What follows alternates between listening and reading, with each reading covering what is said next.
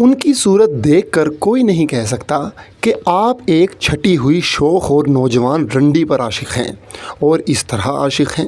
ایک دن کا واقعہ عرض کرتی ہوں، اس میں کسی طرح کا مبالغہ نہ سمجھیے، بالکل صحیح ہے۔ آپ کے دوست میر صاحب قبلہ مرحوم، جن کو دلبر جان سے تعلق تھا، خود شاعر تھے اور عمدہ اشعار پر دم دیتے تھے۔ اسی سلسلے میں حسن پرستی کا بھی شوق تھا، مگر نہایت ہی معقولیت کے ساتھ۔ شہر کی وزادار رنڈیوں میں کون ایسی تھی جہاں وہ نہ جاتے ہوں؟ رسوا؟ جی ہاں کہیے، میں خوب جانتا ہوں، خدا ان کے درجات اعلیٰ کرے۔ امراؤ: وہ بھی اس موقع پر موجود تھے۔ شاید آپ کو یاد ہے، بسم اللہ جان خانم سے لڑ کے کچھ دنوں کے لیے اس مکان میں جا کر رہتی تھیں جو بزازے کے پچھواڑے تھا۔ رسوا: میں اس مکان پر کبھی نہیں گیا۔ امراؤ: خیر، مگر بسم اللہ کے دیکھنے کے لیے اور اس غرض سے بھی کہ ماں بیٹیوں میں ملاپ کروا دوں، میں اکثر جایا کرتی تھی۔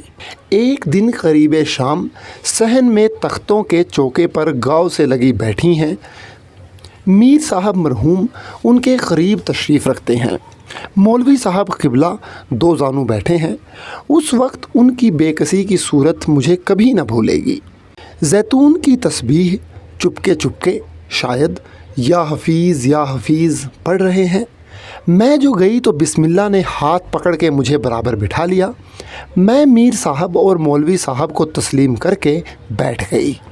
بسم اللہ نے چپکے سے میرے کان میں کہا، تماشا دیکھو گی؟ میں حیران ہو کر، کیا تماشا؟ بسم اللہ: دیکھو، یہ کہہ کے مولوی صاحب کی طرف متوجہ ہوئیں۔ مکان کے صحن میں ایک بہت پرانا نیم کا درخت تھا۔ مولوی صاحب کو حکم ہوا کہ اس درخت پر چڑھ جاؤ۔ مولوی صاحب کے منہ پر ہوائیاں اڑنے لگیں، تھر تھر کانپنے لگے۔ میں زمین پر گری پڑی جاتی تھی۔ میر صاحب منہ پھیر کے بیٹھ گئے۔ مولوی صاحب بیچارے کبھی آسمان کو دیکھتے تھے، کبھی بسم اللہ کی صورت کو۔ وہاں ایک حکم کر کے دوسرا حکم پہنچا اور فوراً تیسرا نادری حکم، چڑھ جاؤ کہتی ہوں۔ اب میں نے دیکھا کہ مولوی صاحب بسم اللہ کہہ کے اٹھے، عبائے شریف کو تختوں کے چوکے پر چھوڑا، نیم کی جڑ کے پاس کھڑے ہوئے، پھر ایک مرتبہ بسم اللہ کی طرف دیکھا۔ اس نے ایک ذرا چین بجبیں ہو کے کہا، مولوی صاحب پائجامہ چڑھا کے درخت پر چڑھنے لگے۔ تھوڑی دور جا کر بسم اللہ کی طرف دیکھا۔ اس دیکھنے کا شاید یہ مطلب تھا کہ بس یا اور، بسم اللہ اور۔ مولوی صاحب اور چڑھے، پھر حکم کا انتظار کیا، پھر وہی اور اسی طرح درخت کی پھننگ کے پاس پہنچ گئے۔ اب اگر اور اوپر جاتے تو شاخیں اس قدر پتلی تھیں کہ ضرور ہی گر پڑتے اور جان بحق تسلیم ہو جاتے۔ بسم اللہ کی زبان سے اور نکلنے کو ہی تھا کہ میں قدموں پر گر پڑی۔ میر صاحب نے نہایت منت کے ساتھ سفارش کی، بارے حکم ہوا کہ اتر جاؤ۔ مولوی صاحب چڑھنے کو تو چڑھ گئے، مگر اترنے میں بڑی دقت ہوئی۔ مجھے تو ایسا معلوم ہوتا تھا کہ اب گرے اور جب گرے، مگر بخیر و عافیت اتر آئے۔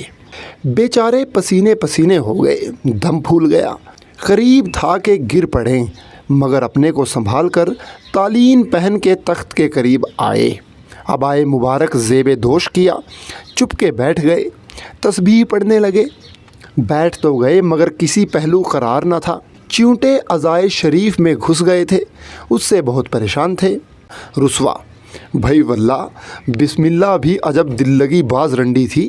امراؤ: دل لگی کا کیا ذکر ہے، وہ بے درد چپکی بیٹھی تھی، تبسم کا اثر بھی چہرے پر نہ تھا۔ میں اور میر صاحب دونوں دم بخود تھے۔ ایک عجیب عالم حیرت طاری تھا۔ رہے گا کیوں کوئی طرز ستم باقی زمانے میں، مزہ آتا ہے اس کافر کو الفت آزمانے میں۔ رسوا: یہ جملہ عمر بھر ہنسنے کے لیے کافی ہے، تصور شرط ہے۔ تم نے تو بیان کیا اور میری آنکھوں کے سامنے بسم اللہ اور مولوی صاحب اور ان کی مقدس صورت، میر صاحب، تم، صحن، نیم کا درخت، ان سب کی تصویریں کھنچ گئیں۔ یہ تو کچھ ایسا واقعہ ہے کہ دفتن ہنسی بھی نہیں آتی۔ اچھا، غور کر لوں تو ہنسوں۔ ना साहब, मुझे हंसी नहीं आती, मौलवी साहब की हिमाकत पर रोना आता है। बेशक बिस्मिल्लाह क़यामत की रंडी थी, 70 बरस का बुढ़ा, उस पर यह हुक्म दरख्त पर चढ़ जाओ, और वो चढ़ भी गए। मेरी तो कुछ समझ में नहीं आता, बड़ा दक़ीक़ मसला है उमराव, वाकई आप नहीं समझ सकते, इसमें क़यामत की बारीकी है। आखिर बयान ही करना पड़ा। रुस्वा, लिल्ला बयान कीजिए, क्या अभी कुछ और फजीहत बाकी है? उमराव, अभी बहुत सी फजीहतें बाकी हैं, ले सुनिए। मौलवी साहब के जाने के बाद मैंने बिस्मिल्लाह जान से पूछा था। मैं, बिस्मिल्लाह, ये तुझको हुआ क्या था? बिस्मिल्लाह, क्या? मैं, 70 बरस का बुढ़ा, और जो दरख्त से गिर पड़ता तो मुफ्त में खून होता। बिस्मिल्लाह, हमारी बला से खून होता। मैं तो इस मुए बुढ़े से जली हुई थी। कल मेरी धन्नों को इस ज़ोर से दे पटखा कि हड्डी पसली टूट गई होती। बात ये थी कि बिस्मिल्लाह जान ने एक बंदरिया पाली थी, उसका बड़ा गहरा सुहाग था। ज़रा उसके ठाठ सुन लीजिए। अलतस की घुंघरिया, कामदानी की कुर्ती, जाली की ओढ़नी, चांदनी की चूड़ियाँ, तोक, घुंघरू, सोने की बालियाँ, जलेबियाँ इमरतियाँ खाने को। जब मोल ली थी तो मुई ज़रा सी थी, 2-3 बरस में खूब खा खा के मोटी हो गई थी। जो लोग जानते थे वो तो खैर, अजनबी आदमी पर जा पड़े तो घिग्गी बन जाए। ज़ोर भी इतना था कि अच्छे अच्छे मर्द का हाथ पकड़े तो छुड़ाए न छूटे। जिस दिन मौलवी साहब नीम पर चढ़ाए गए हैं, उससे एक दिन पहले का जिक्र है कि आप तशरीफ़ लाए। तख्तों के चौके पर बैठे हुए थे कि बिस्मिल्लाह जान को मसखरापन सूझा। धन्नों को इशारा किया, वो पुश्त से चुपके से आई और उचक के मौलवी साहब के कंधे पर जा बैठी। मौलवी साहब ने जो मुड़ के देखा, बेचारे घबरा गए, ज़ोर से झटक दिया, ये तख्त के नीचे गिर पड़ी, या मैं तो जानती हूँ खुद कूद गई होगी। मौलवी साहब पर खुखियाने लगी। मौलवी साहब ने लाठी दिखाई, वो डर के बिस्मिल्लाह की गोद में जा बैठी।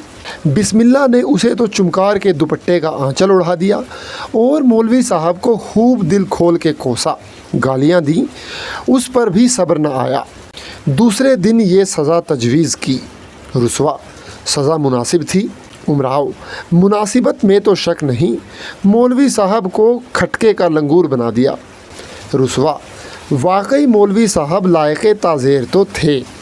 कैस ने तो सगे लैला को प्यार करके गोद में उठा लिया था, और मौलवी साहब ने बिस्मिल्लाह जान की चहेती बंदरिया को अव्वल तो झिड़क दिया, फिर ये बेअदबी के उस पर लाठी दिखाई।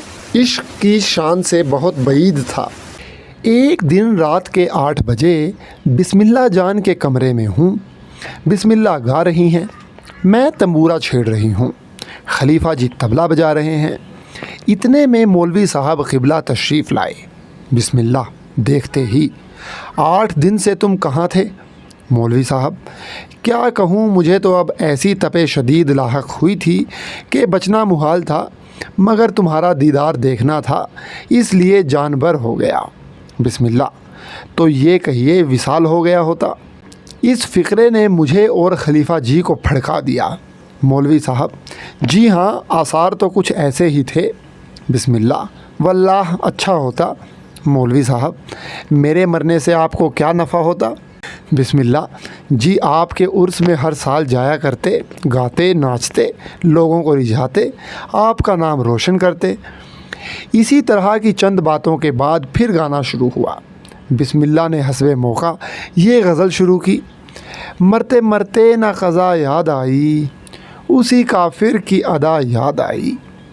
मौलवी साहब पर वजद की हालत तारी थी, आंसुओं का तार बंधा हुआ था, क़तरे रेशे मुक़द्दस से टपक रहे थे। इतने में सामने वाला दरवाज़ा खुला और एक साहब गंदुमी रंग, गोल चेहरा, सियाह दाढ़ी, मियाना क़द, कसरती बदन, जामदानी का अंगरखा, फंसे फंसे पैंचों का पैजामा पहने हुए, मखमली जूता, निहायत उम्दा जाली पर की चिकन का रुमाल ओढ़े हुए दाखिल हुए। बिस्मिल्लाह ने देखते ही कहा, वाह साहब, उस दिन के गए आज आप आए। ले बस अब टहलिए, मैं ऐसी आशनाई नहीं रखती।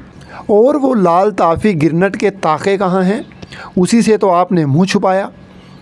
वो साहब लजाजत के लहजे में, نہیں سرکار، یہ بات نہیں ہے۔ اس دن سے مجھے فرصت نہیں ملی۔ والد کی طبیعت بہت علیل تھی، میں ان کی تیمارداری میں تھا۔ بسم اللہ: جی ہاں، آپ ایسے ہی سعادت مند ہیں، مجھے یقین ہے۔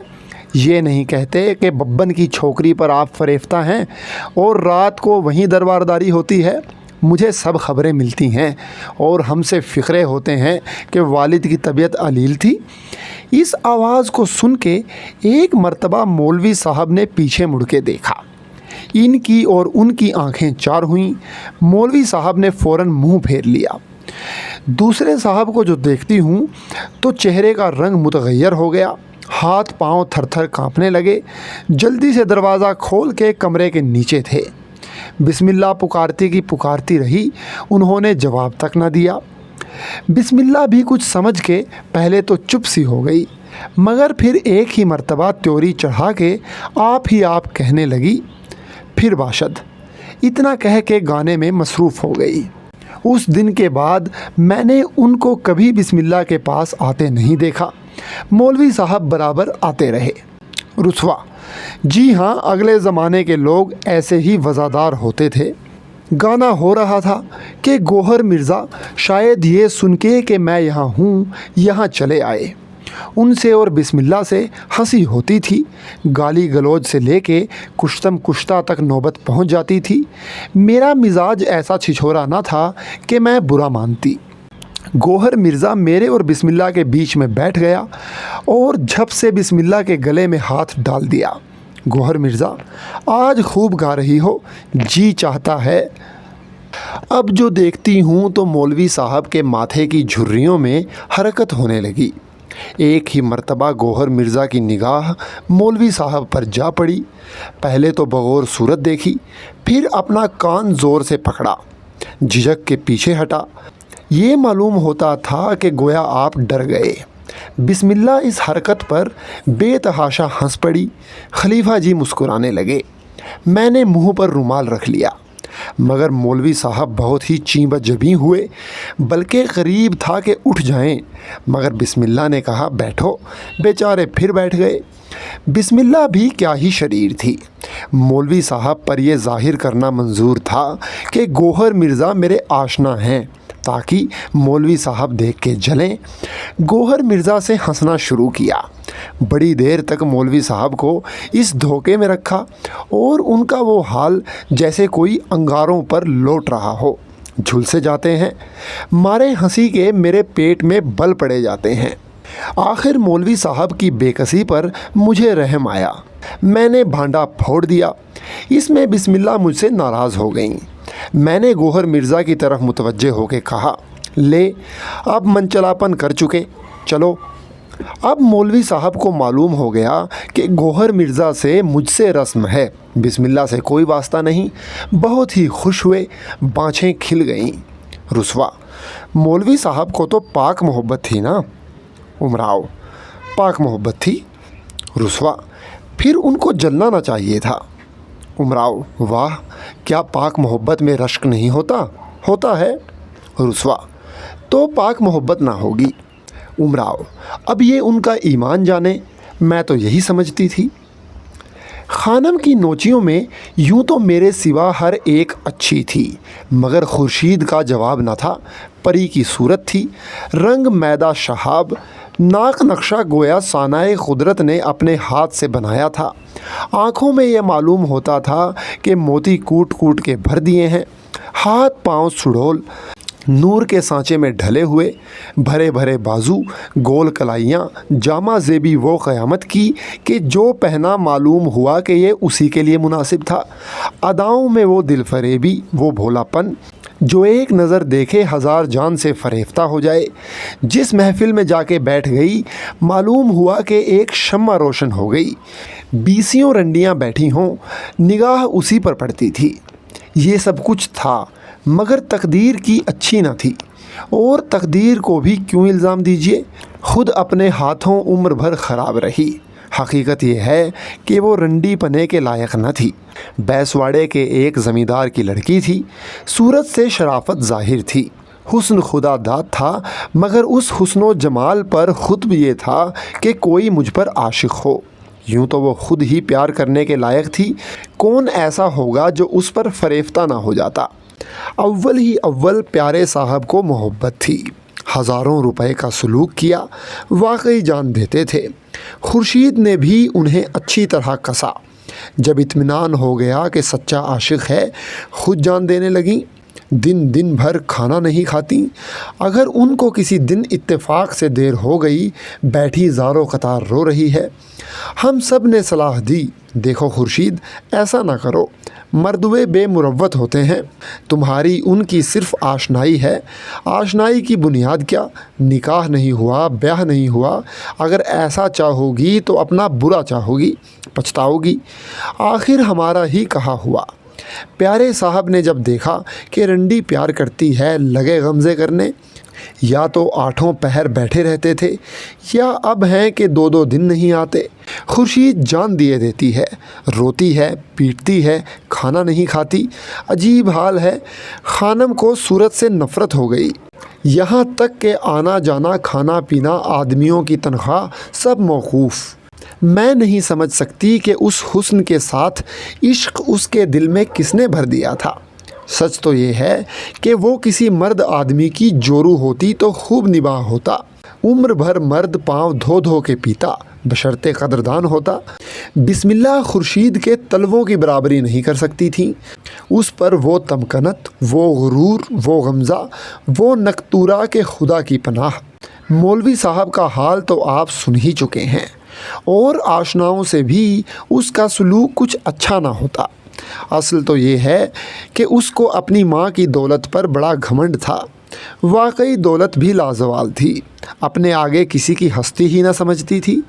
خورشید کی ذات سے خانم کو بڑی امیدیں تھیں، واقعی اگر اس میں رنڈی پن ہوتا تو لاکھوں ہی پیدا کرتی۔ اس حسن و خوبی پر آواز بالکل نہ تھی، ناچنے میں بھی بالکل پھوہڑ تھیں، صرف صورت ہی صورت تھی۔ اول مجرے بہت آتے تھے، آخر جب معلوم ہوا کہ گانے ناچنے میں تمیز نہیں، لوگوں نے بلانا چھوڑ دیا۔ جو تھا وہ صورت کا مشتاق ہو کے آتا تھا، اچھے مرتے تھے، مگر جب آ کے دیکھا کہ منہ تھوتھائے بیٹھی ہیں، ان پر عشق سوار تھا، ہر ایک سے بے رخی، بے اعتنائی، یہ حالت دیکھ کے لوگوں نے بھی آنا چھوڑ دیا۔ اب پیارے صاحب ہی صرف رہ گئے۔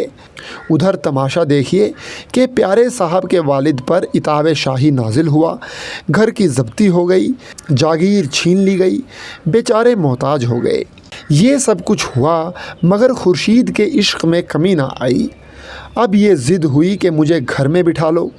پیارے صاحب نے بپاس خاندان، یا یوں کہو کہ باپ کے ڈر سے منظور نہ کیا۔ خورشید کی آس ٹوٹ گئی۔ خورشید بہت ہی بھگی عورت تھی، سینکڑوں روپیہ پھسلا کے لوگ کھا گئے۔ فقیر فقراء سے آپ کو بڑا اعتقاد تھا۔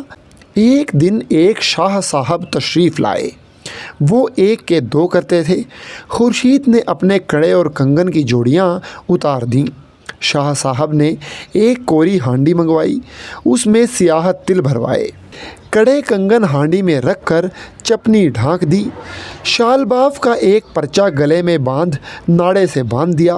شاہ صاحب روانہ ہو گئے، چلتے چلتے کہہ گئے کہ آج نہ کھولنا، کل صبح کو کھولنا، مرشد کے حکم سے 1 کے 2 ہو جائیں گے۔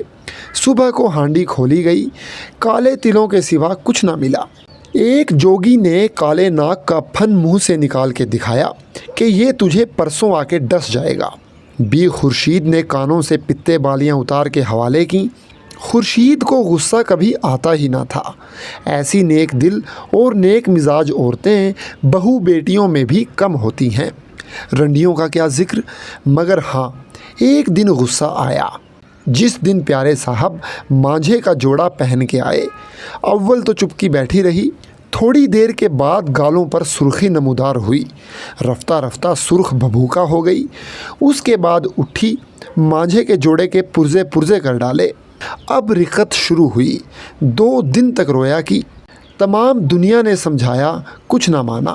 آخر بخار آنے لگا، 2 مہینے بیمار رہی، لینے کے دینے پڑ گئے۔